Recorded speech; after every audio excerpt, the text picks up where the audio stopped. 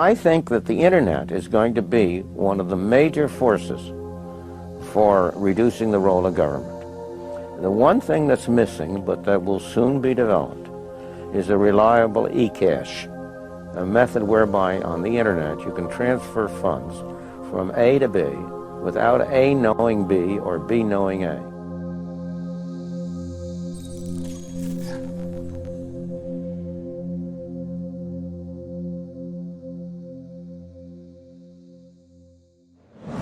What is a Bitcoin? What is Bitcoin? What backs a Bitcoin? You put some of your money, real money, online, and it turns into Bitcoin.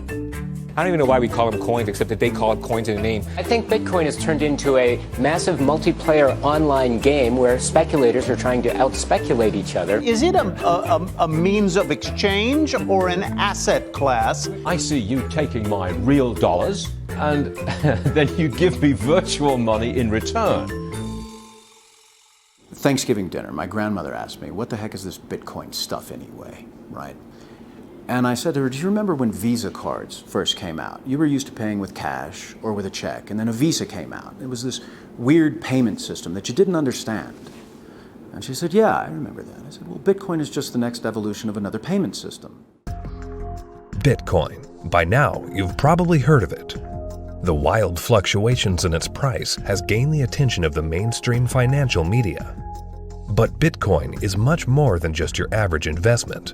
Beneath all the hype and hysteria lies what could be the most important technology of our lifetimes. So what exactly is it?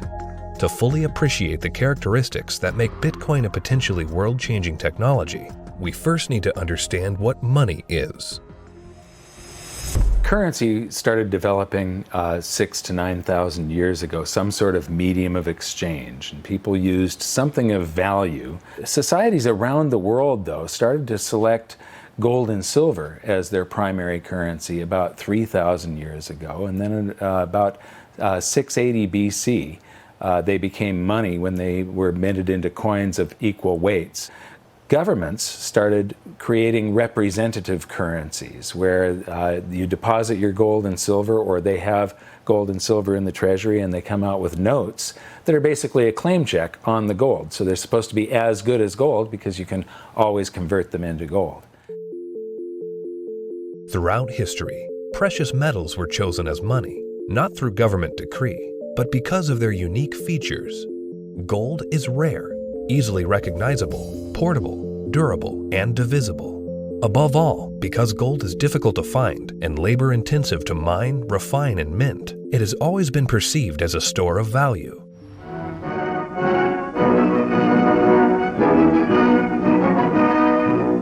At Bretton Woods, New Hampshire, delegates from 44 allied and associate countries arrived for the opening of the United Nations Monetary and Financial Conference. In modern history, as World War II was coming to an end, in 1944, the Allied nations met at the small town of Bretton Woods, New Hampshire. Here, they drafted a new financial system, which would stabilize the world's financial system once the war ended. With the United States poised to enter a golden age of prosperity, the U.S. dollar was chosen to be the world's reserve currency. The Bretton Woods system was created after the Second World War at the Bretton Woods Conference in New Hampshire. And rather than using gold as the means of exchange between countries, as was the case under the old gold standard, the dollar was going to be used. The dollar was chosen because back then it was as good as gold. Under this new system, the countries of the world would tie their currencies at a fixed rate to the U.S. dollar. And because most of the world's gold was held in U.S. vaults, the U.S. dollar would be backed by gold at a fixed price of $35 per ounce. This created a system where the currencies of the world were effectively backed by gold through the U.S. dollar. I have directed Secretary Connally to suspend temporarily the convertibility of the dollar into gold or other reserve assets. The Bretton Woods system lasted for about 25 years, but in August of 1971, President Richard Nixon called for an emergency press conference where he announced foreign countries would no longer be able to convert their U.S. dollar holdings into gold. This surprise move would come to be known as the Nixon Shock. With this one announcement, President Nixon effectively created our current monetary system, a system where no currency is backed by gold or anything of value. This is what is known as a fiat currency. Fiat currency is currency that's backed by nothing except government promises. The word fiat is a Latin word, and it basically means currency that's circulating by force. If people have confidence in that currency, and if there's enough government force, that will enable the currency to circulate for a period of time until people lose confidence in the currency. Money is a medium of exchange, and the way it has evolved is that it's always something of intrinsic value until the modern age, when the politicians say, well, we don't need anything of intrinsic value anymore. All we need is political decree. We can say this is money, this piece of paper is money. Now money has a new characteristic. But underneath it all, there's this same concept in place that nobody ever seems to challenge, and that is that governments have a right to declare something of no value to be money, and you must accept it. That's really the problem, and it's still the problem today. Without anything tangible backing the currencies we use today, governments around the world have been able to issue unlimited amounts of new currency without restraint. And with the advent of the digital age, currencies around the world are now digits in a global banking database. So what is Bitcoin? Well, simply put, it's a digital currency, much like the electronic currency we use today. But it's also the payment network which facilitates the transfer of this new digital currency from one person to another. Bitcoin's a new internet protocol that enables the transmission of value over a communications channel. You can think of it like being able to send a gold coin as easily as you send an email. You can send any amount of money to anyone in the world, anytime, can't be seized, can't be confiscated, can't be frozen. Very useful technology. So Bitcoin is a digital currency and it is a payment system. So it's a payment system in the same way that bank networks are, or PayPal. Those are all payment systems. But it's also a currency. So PayPal and banks use the dollar as their currency. The Bitcoin payment system uses Bitcoins as its currency. So they both have the same name. What is your opinion of disruptive digital currencies such as Bitcoin? If you're looking for the idea that a currency doesn't really have to be something physical, it can be something that's virtual, that's the system we already have. You know, and if you want it to be, I want a way to make payments electronically, that's, credit cards. I mean, so exactly what it is that this thing is supposed to be doing that we don't already mostly do. Bitcoin is different from other fiat currencies in a couple ways, but not the way people think. So most people think it's different because it is a digital currency, but fiat currencies are also digital, right? So the dollar is a digital currency, the euro is a digital currency. They're all just ones and zeros in the banks of the world. So it's not that Bitcoin is digital that makes it unique. It's unique in that it cannot be created out of thin air. So dollars, euros, yen, these can all be created out of thin air by people who have permission to do so, which is generally a central bank.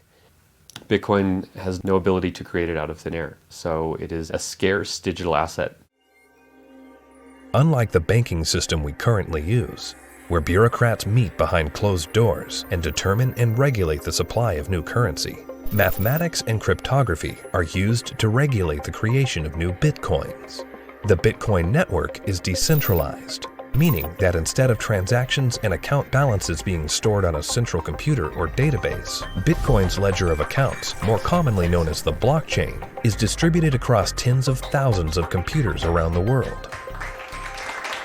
There's something called Napster. We all remember Napster. We could download music and movies from Napster, but after a while it got so big and popular, the government came in, shut it down because of copyright infringements. No more Napster, right? So then somebody created something called the BitTorrent network. What's this? This is a software people run on their computers that allows people to file share. So if you run this software, you can go to things like Pirate Bay or Views or BT Junkie, and you can download any music or any movies you want, and they can't stop it because it's not a centralized location. Well, Bitcoin is the currency that runs on the BitTorrent network. Why was gold and silver considered money for the last 4,000 years is because It took work and effort to make that nice, beautiful coin. They had to dig it out of the ground and refine it, and the crucibles and the furnaces, and stamp it into a nice, beautiful coin. And that took work. So you didn't have to trust anybody that they were going to work for you. The work was already done. Well, Bitcoin, proof of work, is the same thing, right? You have to hash away and solve all these math problems. You have to have the chips and the electricity and yada, yada, yada to create a Bitcoin. It would cost today about $800 to make a Bitcoin. I believe that Bitcoin has multiple levels of intrinsic value. The properties like being unconfiscatable, properties like this censorship-resistant value transfer that no one can stop you from sending. More importantly, what gives it intrinsic value is the productive capacity and the brain power of some of the brightest developers in the world that have chosen to work on this open source protocol. And this productive capacity of some of the brightest minds that are building it is what truly gives it value. All Bitcoin transactions are cryptographically verified by thousands of computers on the Bitcoin network. These very powerful computers, known as miners, expend a massive amount of energy and processing power to verify the integrity of each and every transaction. So the miners basically validate transactions.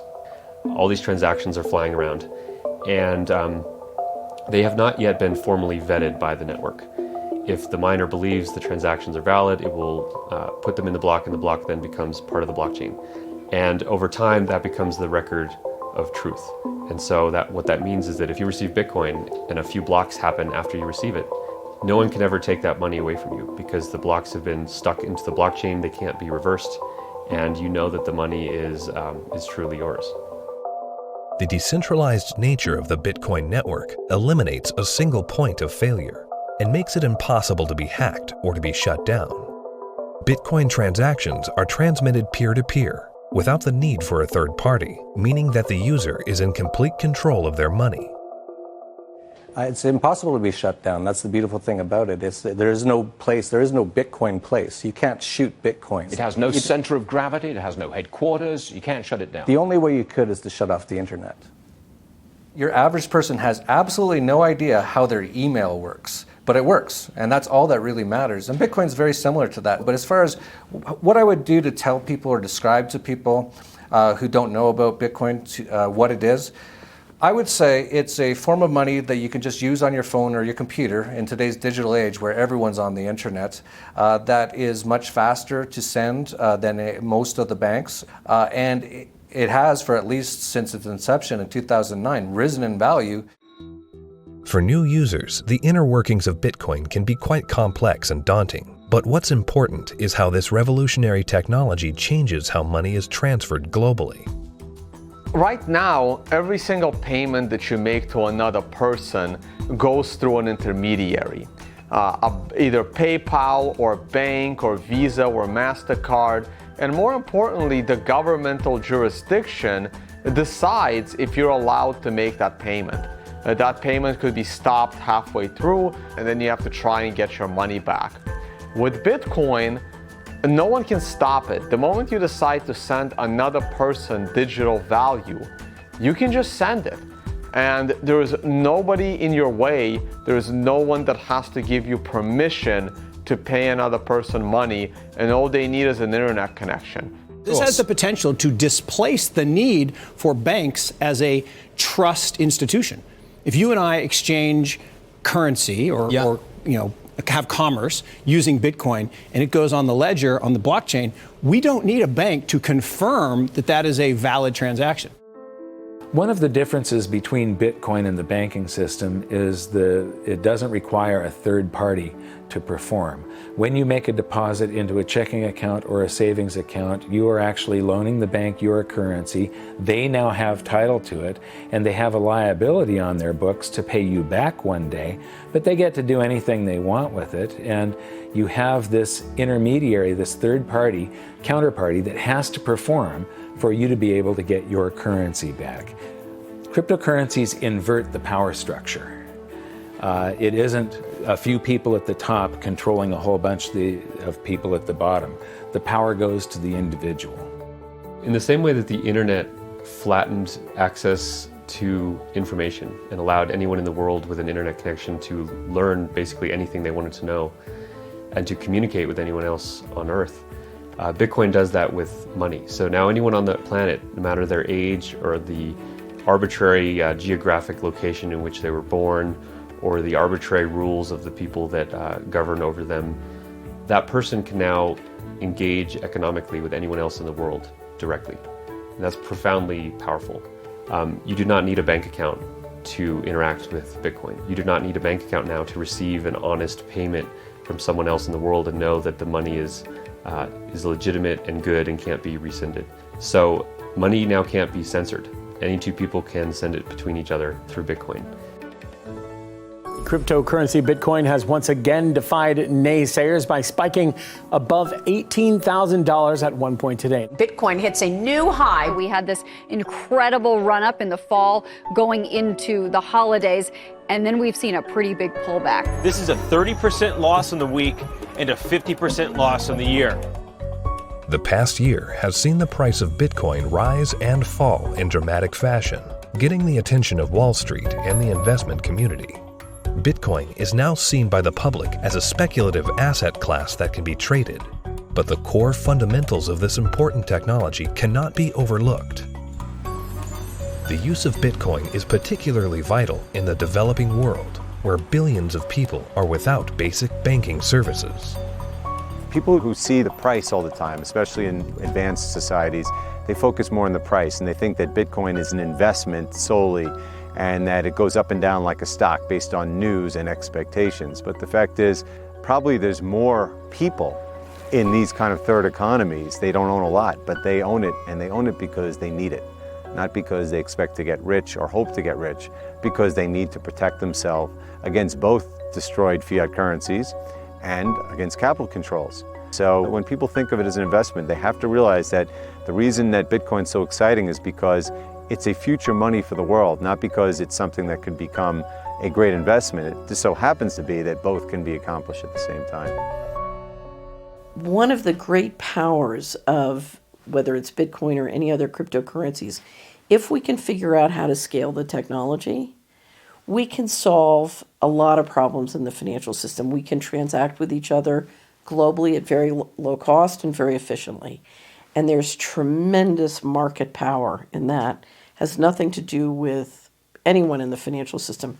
People want to be able to communicate and transact with each other simply and quickly, and the hunger to do that is enormous. Today, Bitcoin is seen as a financial asset, but as the technology develops, the blockchain that powers Bitcoin may be used to verify transactions other than the transfer of money. Each Bitcoin is divisible into 100 millionth of a Bitcoin, called a Satoshi. These tiny fractions of a Bitcoin can be programmed to represent assets other than money. In this way, the Bitcoin blockchain can be used to verify transactions of all kinds of items without the need for a central authority. The Bitcoin blockchain is a tremendous technological innovation that enables distributed consensus. People are able to come to agreement on what the state of this ledger should be and what it is. And that enables people to have trust without trusting any other party or person or institution. So anywhere we need to have trust, where we need to be able to verify what is the true and correct state of something, that has an application to be put on the Bitcoin blockchain. For 6,000 years of recorded history, we've always had this problem when we want to engage in consensual exchange. That is, if we're strangers, can I trust you? And what's happening with Bitcoin and the blockchain, the technology that powers Bitcoin, is it is now possible for us to have trustworthy exchange without those third parties. The trust is built in through the cryptography. That guarantees the exchange of value. Well, that means that there's this technology that is as disruptive as the internet was to publishing. But this is disruptive to these 100 different institutions that really are the glue that pull society together. You know, everything from as mundane as notary publics to the land titling, to coining money, to voting. All kinds of these things are going to be recreated in the blockchain in a way that we will finally be able to fully trust. But what that means is what we've seen technology do to lots of private industries is now going to start doing to government function. The thing for me is understanding the implications of what this is. You can take 100 million bits of a Bitcoin. Each bit is called a Satoshi, right? And you can program that to be anything of value. It can represent titles to automobiles or real estate or diamonds or gold or votes in elections. Anything of value can now be digitized and tokenized, put up on the blockchain, and transacted, can be sent across the internet without having to go through a trusted third party. I think the blockchain and Bitcoin is going to change the world. I think it's going to change everything in terms of protecting people's identities, allowing people to own property.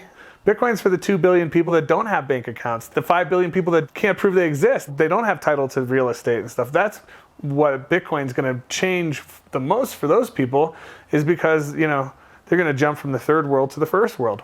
It's really going to revolutionize Latin America, Africa, Southeast Asia, where people can finally now own real estate. We can have a transparent election that can't be hacked. Imagine. That's going to change the world in and of itself. Tempers are beginning to flare. These people have already been in queue for more than 3 hours now. Carrying currency notes, the government suddenly banned on Tuesday night. Because anyone can start using Bitcoin by simply installing an app on their phone, Bitcoin can be used by the developing world to protect their wealth from unstable currencies and government control. We're seeing it behave as a crisis currency in Venezuela, in Nigeria, in Zimbabwe. When these countries can't get a grasp on their own monetary policy, people flood to Bitcoin.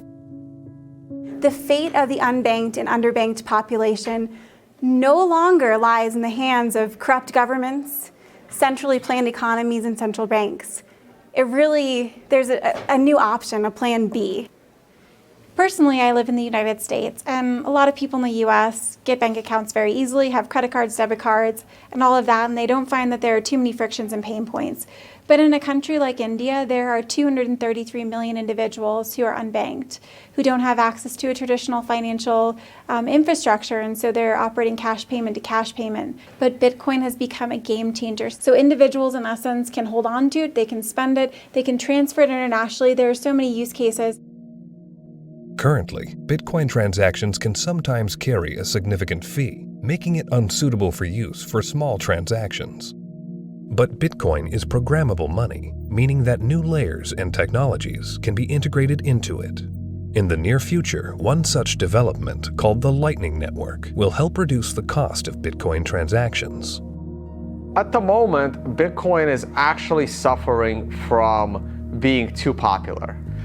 One of the challenges that Bitcoin has is every transaction needs computational power to process. So at the moment, Bitcoin can settle about 4 to 7 transactions a second. And in the future, each of those 4 to 7 transactions a second can contain 1 million transactions within it. And that's what the second layer and Lightning is trying to do. It will just make it so much more efficient and so much cheaper for the average person. The integration of the Lightning Network into the Bitcoin protocol will scale Bitcoin into a fast, cheap, and efficient payment system. Once implemented, this will have enormous implications for the developing world.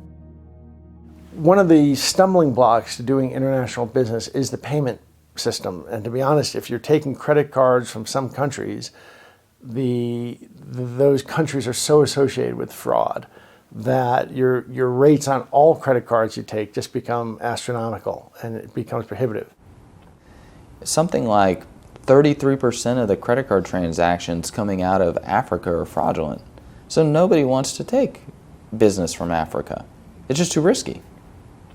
With Bitcoin, you know the funds are good. So as a merchant, yeah, pay with Bitcoin. I'll sell anything you want, that's legal to Africa.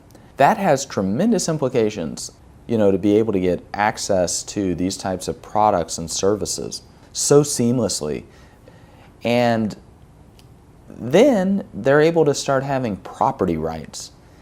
And property rights is really what's going to help lift them up out of poverty. Closer to home, in today's digital world, governments have started to phase out cash, replacing it with digital currency. In this environment where concerns over personal privacy are very real, Bitcoin provides monetary sovereignty outside the control of government policy.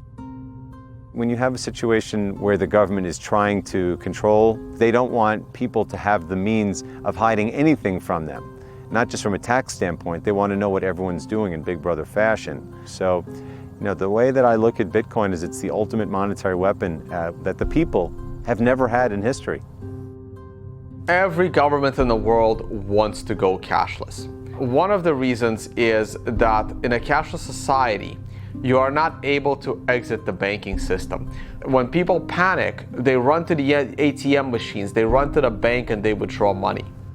The other thing is the governments are starting to run out of money, and governments don't build anything.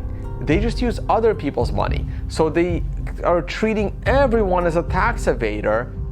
I believe the main reason why Bitcoin is so popular and important is not because of its finite supply and being gold. It's because of anti-money laundering laws preventing people from doing what they want with their money. One of the main functions of government is to create currency. And Bitcoin is successful only because of its potential for circumvention, lack of oversight. So it seems to me it ought to be outlawed. It doesn't serve any socially useful function. As to whether or not Bitcoin is illegal or should be seen to be illegal, cash has been used for a whole heck of a lot more illegal things than Bitcoin has through the years, and still is today. Cash is untraceable. It's easily transportable. Nobody knows where that dollar has been and how it's been moved from hand to hand to hand. So it's just a matter of making that connection that a cryptocurrency is really not a new thing. It's just a different version in a digital form of something that's existed in our society and legal structures for millennia. Bitcoin is shifting the paradigm and challenging the legacy financial system. Recently, Jamie Dimon, chairman and CEO of J.P. Morgan Chase, America's largest bank, was quoted calling Bitcoin a fraud. Why is Bitcoin a fraud? Here's the reason. Governments, the first thing they do is form a currency. They like to control the currency. They control it through a central bank. They also like to know who has it, where it is, where it's going. Wait until someone gets hurt. Wait until it's used for illicit purposes, which it is somewhat used for illicit purposes. They close it down. You got people like Jamie Dimon, a serious guy, calling it a fraud. Calling a fraud? You mean like there was hundreds of billions of dollars of securities that Jamie Dimon sold the public a decade ago called mortgage-backed securities? He's calling Bitcoin a fraud? Is that going to go to zero like his securities that he sold the public? First with respect to asking a banker about whether they like Bitcoin or not, that's kind of like asking a king, do you like democracy? It's just so thoroughly frustrating and insulting when people who know very little about what we do watch an up-and-coming technology and have the audacity to call us all criminals. We're not the criminals here. The whole damn reason this ecosystem exists is because they're the criminals. And it doesn't really matter at this point what he thinks. The genie's out of the bottle. Somebody in this room or somebody at this conference or somebody around the world is going to solve the problem of decentralized lending and value-stable currencies and decentralized exchange. And within 5 to 10 years, banks will become less and less relevant, just like landline telephones are becoming less and less relevant. And we're going to wake up one day and we're going to be in charge of our own money. And Jamie Dimon, in retirement, can watch the world as it is, not the world as he would like it to be. The Bitcoin blockchain is built on decentralized consensus outside the control of a central party. However, with the hype in the rise of cryptocurrencies such as Bitcoin, both central banks and commercial banks have started to develop their own digital currencies under the guise of what they call blockchain technology. My big fear is that what is going to happen is blockchain technology will be adopted by governments, and fiat national currencies will be run on blockchain technologies, and the whole monetary system globally will eventually become cashless. And at that point, if it's centralized and there's an entity that runs the blockchain, they can lock you out of it if they don't like what you're doing, and they can trace everything that you do. Every transaction, everywhere you go, will be recorded. And so, if we're not careful, this has the ability to enslave us or free us. I think blockchain or any kind of open ledger distributive database will have a tremendous impact on our world. My fear is that, and this is used to centralize, digital technology gives a banker the ability to put a chip in you, to tax you whenever they want, to interface with a money system with you physically, and to perfect the collateral. So I love the innovation, and the question for all of us is, how can we innovate and make the financial system more efficient and do it in a way at the same time where we distribute the power lines in the political system? The blockchain is a technology, which is a good technology. We actually use it. It will be used for a lot of different things. God bless the blockchain. Cryptocurrencies and digital currencies, I think are also fine. JP Morgan moves $6 trillion around the world every day. We don't do it in cash. It's done digitally. Yeah. If it can be done digitally with the blockchain, so be it. But it'll still be a dollar cryptocurrency. A majority of the people are using the word blockchain, and they don't really care whether it has this decentralized mining. The government is going to just have a digital representation of the dollar. They can call it a blockchain, but there's not going to be mining. There's not going to be decentralization. It's going to be a centralized coin. Whether they call it a blockchain or not is irrelevant. The whole purpose of a blockchain is to remove control from a central party. If you're a central bank and you make a blockchain for dollars, and then you have dollar coin, if you still have full control over the dollar coin, you can create how much of it you want, you can control where it goes. There was no point in having a blockchain at all. You might as well just have a centralized database like a banking system. To really use blockchains in any meaningful way, it means that there is no person in charge. And so a central bank, by definition, is the one who is supposed to be in charge of money. And thus they would never create a blockchain or a cryptocurrency that they couldn't control. So that's why they will likely be made redundant, because the market can choose what kind of money it uses. And it now has a choice between a digital currency that can be controlled by central parties and inflated without limit, or a digital currency that cannot be controlled by any central party and that has a fixed amount and can't be debased. Over time, that's going to be a very obvious choice. Bitcoin and the blockchain behind it are incredibly powerful technologies. As the future unfolds, these technologies could be used to restructure the financial system into one of fairness and equality for all, a system outside the control of the banking elite. We have millions of people now taking an interest in what is money, the question of what is money, what should it be? And they're learning, especially a lot of young people. Precious metals were once money. Then came the era of paper money. Could we now be entering a golden age of decentralized digital money? Only time will tell. Bitcoin is first and foremost about changing how the financial system of the planet operates. However, Bitcoin is also a financial asset itself, and it goes through these bubbles, and people have made many millions of dollars when they buy it low, and then it goes up in value. But that's not really what matters at all. What matters is that it's actually going to change the entire ecosystem of the planet, how all humans interact with each other, and that's a very exciting thing to be part of.